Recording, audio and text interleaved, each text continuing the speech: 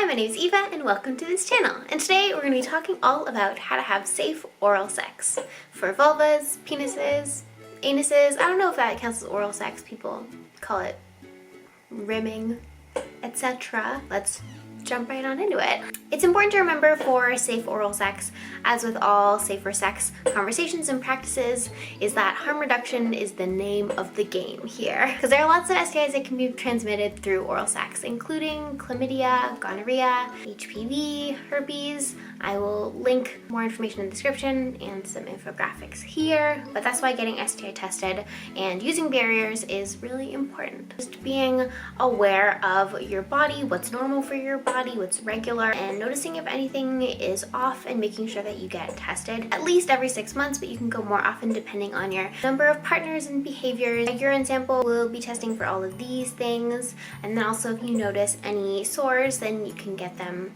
swabbed, and you can also get oral swabs if you're having oral sex, which is relevant for this video. I also have a LGBTQ+ STI testing guide that I will link in the description if you want tips for how to find queer inclusive STI testing locations, how to kind of navigate the process with the doctors and nurses, because it can be definitely weird and tough.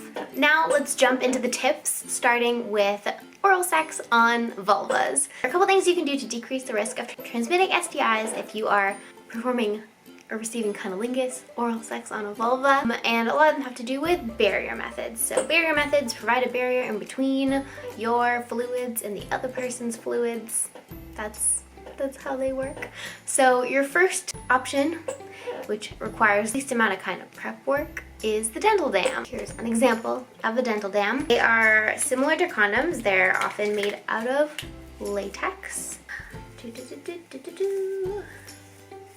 So nice. Hold it like that, and put your face on it, and go to town on a vulva. You can put lube on the vulva side, and that can kind of increase sensation. Also, it's important to remember to not flip it and reuse it, because then that would defeat the purpose. And they also come in different flavors. This one's in vanilla. They can be difficult to find. You can find them at feminist sex toy stores oftentimes.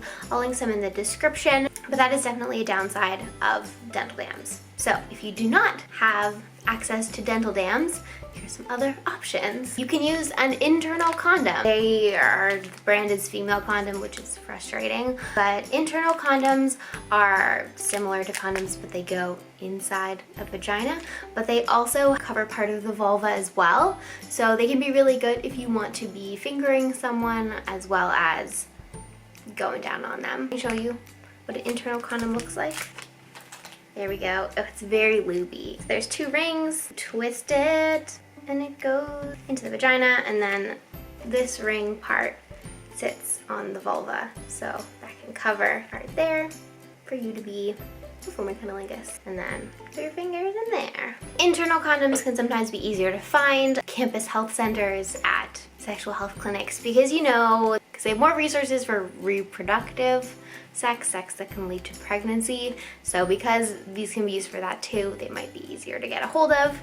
And then your third option in terms of creating a barrier for cunnilingus is using a condom, condoms are the most accessible. I would recommend using a non-lubricated condom. As you saw before, the lube can be very difficult to deal with, and it's easier to just kind of add lube on the vulva or on one side of the dental dam. And I'm going to do a quick DIY here. So I got my condom. We're going to cut off the tip here, and then we're going to just cut, and then we unroll it. Bam! DIY dental dam here. Moving on to oral sex on penises. Condoms are going to be your best bet for your barrier method. Just some tips. I encourage you to try out different condom brands to see which one fits best, because if it fits better, it's going to feel better, and you're going to be more likely to want to use it during oral sex. Also, non-lubricated condoms can feel a little bit better for oral sex, and just like with dental dams, you can put some lube inside so that it feels against the penis, but is not influencing the outside texture of the condom. Also, you can use flavored condoms, banana ones, if you want, but Make sure that just in general too that you are switching condoms if you're going to be using condoms for penetrative sex after. And flavored condoms should not be used for penetrative sex because the sugar can increase your risk of getting a yeast infection. So just for oral. The last kind of oral sex I'm going to be talking about is analingus oral sex on an anus, also called ribbing. A lot of my recommendations for cunnilingus apply here as well, so you can use dental dams or internal condoms. That's all for me today. I hope you liked this video about safer oral sex. It's not often talked about, but like you saw in the graphics, there are lots of STIs that can be transmitted via oral sex. And making sure that you're really being deliberate about if you do want to be fluid bonded with a partner and what kind of STI testing habits and or monogamy agreements, and being aware of the risk that you have if you do decide to be fluid bonded and not use barriers during oral sex. I would love to see barrier methods be the default and then have conscious discussions about not using them instead of the reverse, which often happens now, just assuming the barrier methods aren't going to be used and then not really talking about the risks.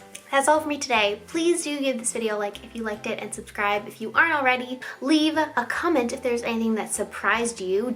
Have you heard about dental dams before? I feel like nobody's ever heard about dental dams and I'm all down to talk about them. Also, you can support me on Patreon. You can check on that out if you want to support inclusive sex ed. But yeah, that is all for me today. Have a lovely day. So I always do these demos with lubey hands and it's very difficult to open everything after that. Oh my god. I can't tell if it's because my hands are loopy or just... Here we go. I have opened the condom.